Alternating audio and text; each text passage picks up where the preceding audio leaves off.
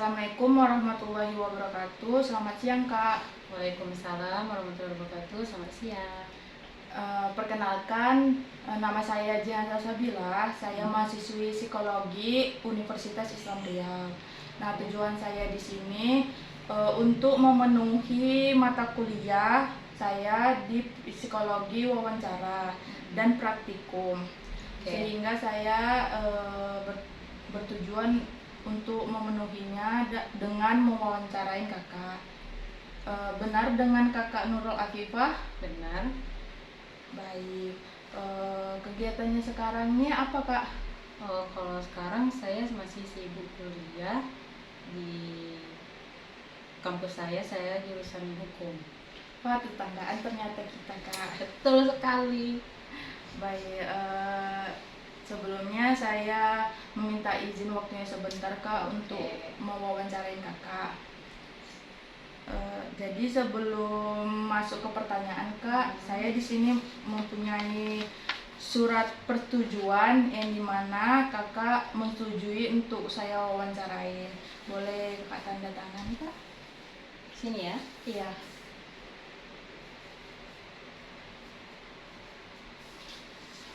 Baik, terima kasih, Kak. Sama-sama. Baiklah, Kak. Tapi sebelum kita masuk ke pertanyaan, saya meminta izin kembali untuk di video yang dimana video ini sebagai bukti dan menghindari kesalahpahaman informasi nantinya, Kak. Baik, pertanyaan pertama, Kak.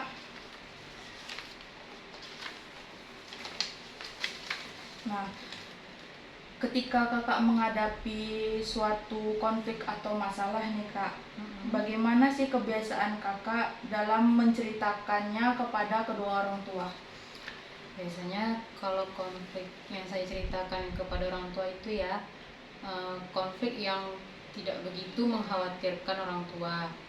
Tetapi kalau misalnya konflik itu emang tidak bisa lagi saya tangani, kayak saya belum pernah ya jumpa konflik yang nggak bisa saya tangani.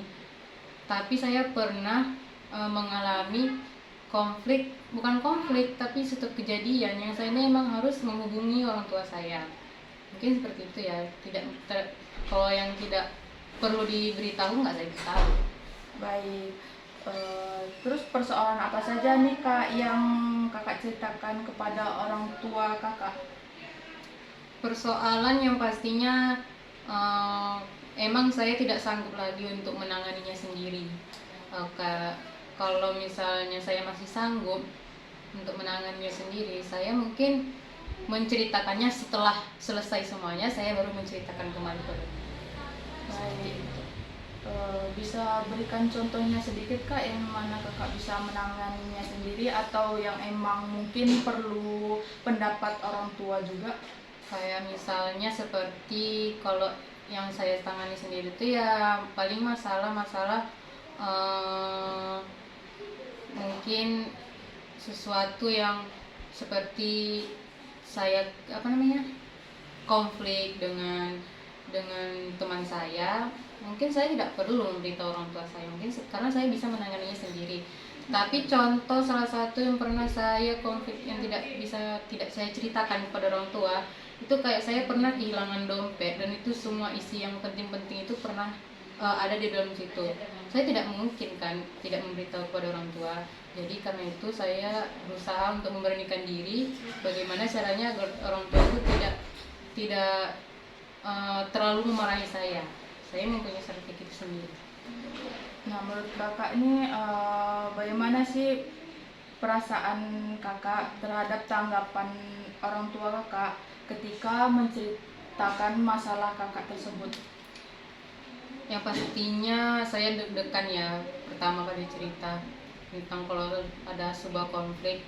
Terus yang kedua setelah cerita itu merasa lega hati itu, rasanya kayak semua beban yang di hati kita tuh kayak udah nggak ada lagi. Ya memang pasti ada, tapi kalau udah cerita ke orang tua tuh rasanya tuh kayak kita tuh membagi beban kita kepada orang tua. Jadi kayak ya seperti itulah lega saya rasanya kalau udah.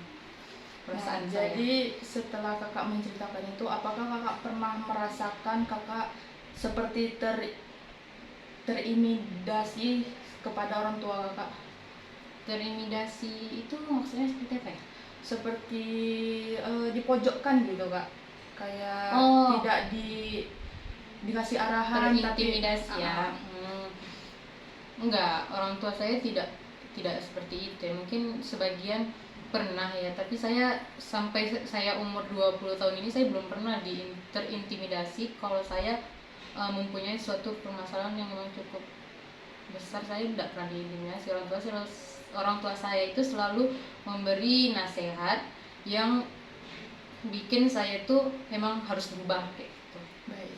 Berarti emang selalu diberikan masukan yang baik ya kak pada orang tua. Iya betul, karena saya ini tipe orang yang kalau dimarah itu saya makin melunjak. Makanya orang tua saya itu nggak bisa langsung marah-marah gitu, jangan, saya tidak mendengar. Oke. Terus bagaimana sih kak pandangan kakak terhadap orang tua kakak ini? Apakah hanya sebatas orang tua atau bagaimana gitu menurut pandangan Orang tua kakak? saya itu kayaknya berperan di semua peran ya saya. Bukan orang tua aja, mungkin sebagai guru iya, sebagai teman iya, sebagai saudara dan kakak semuanya berperan. Orang tua saya berperan di sana karena menurut saya dimanapun dan kapanpun dan bagaimanapun saya, memang orang tua saya yang paling tahu dan paling mengerti saya. Oh, baik, berarti walaupun orang tua kakak bekerja, tetap kakak memberikan mereka itu sebagai teman, bukan sebatas orang tua kak? Bukan, karena orang tua walaupun sesibuk apapun orang tua kita itu ya, pasti orang tua saya pandai membagi waktu antara kesibukannya dengan keluarganya. Jadi saya itu tidak pernah merasa kekurangan. Oh, baik, bagus sekali kak, semua terpenuhi ya kak. Alhamdulillah. Terus menurut kakak nih, bagaimana sih cara kakak menghargai dan menghormati identitas yang dimiliki oleh orang tua kakak sendiri? Identitas itu seperti privacy, bukan? Bisa jadi kak, kayak seperti mungkin ada sesuatu yang tidak harus diceritakan. Bagaimana menurut Cara kakak? saya menghargai, ya yang pastinya setiap manusia itu kan mempunyai privasinya masing-masing, termasuk juga kan orang tua kita pasti memiliki privasinya juga yang memang tidak harus memberitahu pada kita sebagai anak. Tapi terkadang saya pun juga merasa kepo ya, ingin tahu sih apa yang ada sama orang tua saya tuh. Cuman memang kalau tidak diberitahu ya kita harus mau bagaimana lagi kan, kita cukup bilang oh iyalah kalau kayak gitu, kalau tidak boleh dikasih tahu ya sudah tidak. Bagaimana kakak memperlakukan orang tua kakak itu yang memiliki pemikiran dan kesibukan pribadi, sepertinya ya bekerja itu kak? Bagaimana apa maksudnya, Maaf? Memperlakukan orang tua yang mempunyai kesibukan sendiri seperti bekerja. Kalau saya misalnya kalau orang tua mempunyai kesibukan sendiri ya pasti kita sebagai anak pertama jangan mengganggu. Yang kedua itu kalau misalnya mau pergi kerja, mungkin dengan kita mempersiapkan sarapan atau mempersiapkan, kalau baju ya biasanya saya orang tua sih, ibu saya sih yang nyiapin. Ya kita sebagai anak paling saya kalau orang tua saya lagi sibuk tengah malam itu kan biasanya ayah saya itu suka ngemil. Kadang saya berinisiatif sendiri mau makan apa, papa misalnya gitu kan, mau beli apa. Kadang ayah saya itu pengen buatkan kopi aja deh. Nah, mungkin kayak gitu sih cara saya memperlakukan orang tua saya ketika sibuk dengan berinisiatif sendiri ya. Menurut kakak nih, bagaimana kalau orang tua mempunyai masalah di pekerjaannya, apakah kakak sebagai anak pernah tidak ditanggapin sebentar gitu, atau bagaimana kak? Maaf, saya kurang paham. Maksud saya ulangin ya kak, apakah kakak pernah merasakan gitu orang tua yang mungkin mempunyai permasalahan di pekerjaannya gitu.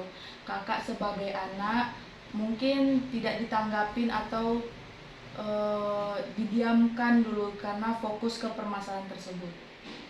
Menurut saya kalau itu ya memang kita kan nggak tahu apa yang terjadi pada orang tua kita dalam pekerjaannya. Saya kalau sebagai anak selama saya hidup ini kalau ada orang tua saya seperti itu, ya saya cukup tahu aja, mungkin tunggu selesai semuanya baru nanti saya kembali bertanya lagi seperti itu. Baik. Menurut kakak nih, bagaimana cara kakak untuk mengelola keseimbangan yang menjadi mandiri dan tetap menjalin hubungan dengan orang tua yang baik? Kalau menjadi mandiri mungkin untuk semua orang kita memang pengen mandiri lah, nggak mau membebankan orang tua lah mau. Tapi kalau saya pribadi mau semandiri apapun saya pasti akan bergantung lagi kepada orang tua. Jadi kalau kita mau hidup mandiri, ya menurut saya jangan lupakan orang tua aja deh. Karena kalau misalnya kita lupa terhadap orang tua kita, itu bukan mandiri namanya, itu kabur kalau saya bilang. Karena kita tidak, karena kalau mandiri itu kan pasti kita karena serba bisa, kemudian kita tidak butuh orang lain, kita tidak butuh orang tua kita, jadi kita kayak merenggangkan hubungan silaturahmi mungkin seperti itu sih pendapat saya. Berarti kita tetap harus menghargai orang tua tersebut walaupun kita mandiri gitu ya. Karena kan mandiri itu emang kita dapat pembelajaran mandiri itu kan dari orang tua kita yang selalu menyemangatin, selalu beri masukan, makanya kita bisa mandiri. Nah, apa sih Kak dampak positif dan negatif dari yang mandiri dan bergantungan dengan orang tua terhadap perkembangan diri sendiri? Dampak positifnya kalau untuk mandiri itu ya pastinya beban orang tua berkurang pertama, terus kita lebih bisa menyatu atau berinteraksi sih, nggak sih, menurut saya kita tuh lebih bisa bersosialisasi, kita tidak bergantung sama orang tua, kita tidak berdiri di belakang orang tua, kita bisa melakukannya sendiri. Itu dampak positifnya. Terus yang kalau dampak negatifnya, saya tuh merasa kalau orang mandiri itu ada sebagian yang memang jauh dari orang tuanya, karena dia merasa saya bisa, tidak perlu lah orang tua saya ikut andil dalam ini. Tapi sebenarnya orang tua itu kan pengen, kadang orang tua tuh pengen disusahkan oleh anaknya, cuman anaknya nih karena terlalu mandiri, jadi dia merasa udah nggak usah lah membebankan orang tua, cukup saya aja. Itu sih dampak negatifnya. Nah, jika dibandingkan dengan individu yang seusia dengan kakak sendiri nih, nah kakak pernah merasa memiliki kemampuan yang baik dalam mengambil keputusan sendiri? 50-50 lah ya. Kadang saya bergantung sama teman. Misalnya teman membuat tugas, kadang nanti kalau tidak ada yang nanya atau nggak ada yang ngingatin, saya pun kadang lupa. Nanti kadang saya kalau lagi malas-malasnya nih, pasti ada yang marah-marah, kok masuklah kayak gitu kan. Saya butuh background yang bisa mendorong saya untuk lebih maju, saya butuh itu. Tapi kalau mengambil keputusan sendiri saya juga pernah sih, memang tidak sering. Itulah saya. Berarti kakak tipe yang orang harus didorong oleh orang lain seperti teman dan orang tua. Betul. Sangat lucu ya kak. Nah, ketika kakak mengambil keputusan nih kak, nah dan kakak ini dihadapkan dengan sebuah tantangan atau dilema. Nah, bagaimana kakak cara membuat keputusan tersebut? Yang pertama kita pasti kalau untuk mengambil keputusan itu ya kita nengok situasi ya pertama. Setelah melihat situasi itu lalu kita pertimbangkan apakah yang A dengan yang B mana lebih bagus. Nah, setelah selesai dalam masa mempertimbangkan masalah tersebut, baru kita bisa memutuskan apa yang ingin kita ambil, yang A atau yang B. Saya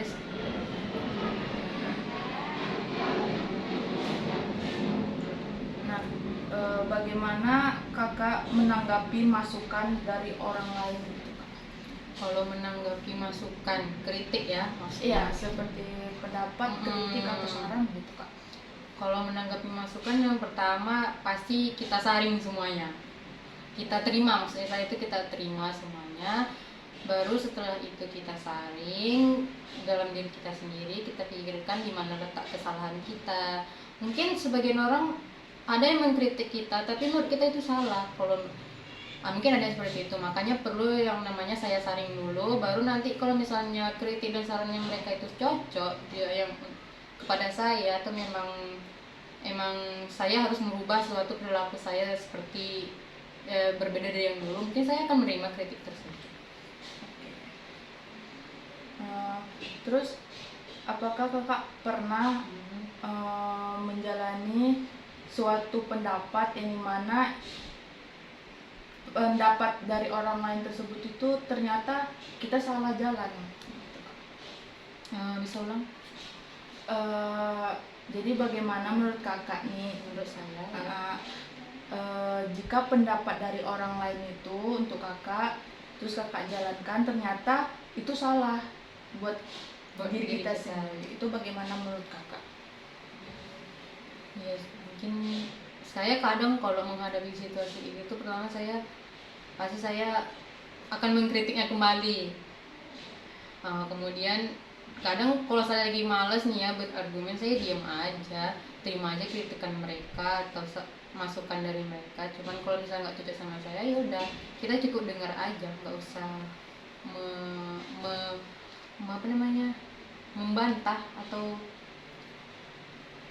menyalahkan. Kita terima aja dengan baik. Nah, jika kakak mendapatkan situasi tersebut yang dimana pendapat dan masukan dari orang lain itu berbeda pandangan dengan kakak sendiri, yang saya harus lakukan itu ya, kalau pendapatnya berbeda dengan saya, memang manusia itu kan berbeda-beda ya, pasti tidak semuanya sama. Kita juga tidak bisa mengharuskan harus mengikuti kita. Jadi kalau saya berbeda pendapat dengan teman saya, pasti saya menghargai pendapat mereka. Mana tahu lebih bagus pendapat mereka dibanding pendapat saya, maka saya akan mengikuti pendapat mereka. baik. Nah, bagaimana sih cara kakak untuk lebih berusaha mengembangkan kemampuan kakak untuk lebih terbuka terhadap sudut pandang orang lain, terutama orang tua kakak sendiri? Maksudnya saya lebih terbuka. Mungkin kakak pendiam gitu. Nah, bagaimana kakak untuk lebih mengembangkan diri kakak sendiri dengan cara terbuka, memandang orang lain gitu, termasuk orang tua kakak sendiri? Cara saya menghadapi situasi kayak seperti itu, mungkin pertama kita harus menyiapkan mental ya, apalagi untuk seorang yang pendiam. Saya sih bukan pendiam, maksudnya yang susah untuk bergaul, apalagi pasti itu bakal susah untuk terbuka kepada orang lain. Cara saya untuk terbuka kepada orang lain itu, apalagi kepada orang tua, saya mungkin kalau dalam kehidupan saya selama ini, saya sepertinya lebih ke tunggu loh, maaf, kalau terbuka kepada orang tua tuh saya mungkin sedikit ya terbuka kepada orang tua. Saya tuh tipe orang yang lebih menutupi, tapi kalau ditanya saya bakal menjawab semuanya tanpa ditutup-tutupi. Baik. Jadi seperti itu mungkin saya cara terbuka kepada orang tua. Selanjutnya kak, kalau kakak ini yang kakak bilang tipe yang mungkin penutup gitu kan. Nah, sekarang ini kakak apa mempunyai teman yang mungkin memahami kakak seperti sekarang ini kakaknya? Alhamdulillah sejauh ini banyak ya teman saya yang menerima saya seperti ini. Saya punya teman yang memang mau kita tutupin pun pasti dia bakal tahu sendirinya. Berarti kalau kita bilang peka lah dia ya. Ada saya mempunyai teman seperti itu. Sangat sangat bagus ya kak, karena zaman Alhamdulillah. sekarang kan ya susah untuk mendapatkan teman gitu ya kak. Iya betul. Nah, ketika kakak ini dihadapkan situasi yang menegangkan, nah apakah kakak cenderung merespon secara emosional atau tidak? Kalau saya menegangkan emosional, saya kalau seperti dulu waktu zaman COVID ya, saya sekeluarga tuh cuma saya sendiri yang tidak kena COVID. Saya itu di situ saya mendengar berita positif COVID, tiba-tiba saya tinggal di rumah sendiri tuh saya menangis. Saya orangnya mudah menangis. Makanya kalau situasi seperti itu saya lebih menghindarkan, karena emosional saya ini tidak bisa diatur, suka menangis, nanti tiba-tiba marah kayak gitu. Nah, dari kakak seperti itu, bagaimana cara kakak untuk mengatasi masalah tersebut? Ya, yang tadi saya katakan, saya kalau udah menemui masalah seperti itu, saya berusaha untuk menghindarinya atau saya berusaha untuk tidak ikut campur. Tetapi kalau saya terlibat di dalam permasalahan itu, mau nggak mau ya kita kan harus menerimanya. Jadi ya saya emosional saya pasti akan timbul di situ. Nah, di dalam kehidupan kakak sehari-hari nih, bagaimana kakak untuk mengelola stres dan tekanan yang kakak hadapi selama ini? Cara saya mengelola yaitu pertama pastinya kita beribadah ya, berdoa dulu, minta dimudahkan semuanya. Yang kedua ya kita pasti mencari tahu dari mana penyebab stres tersebut. Di situ kita meminimalisirkan dengan cara kita sendiri ya. Kalau dengan cara saya mungkin stres mau ujian ya, atau stres seperti dapat tugas yang langsung bertubi-tubi, ya pasti kita selesaikan dulu satu-satu, kerjakan satu-satu semuanya. Pasti itu kan namanya meminimalisirkan. Saya seperti itu kalau. Nah, selama ini apakah kakak melihat perubahan dalam kemampuan mengontrol diri kakak sendiri saat remaja, saat dewasa sekarang ini? Kalau untuk sampai saat ini ya, saya merasakan perubahannya.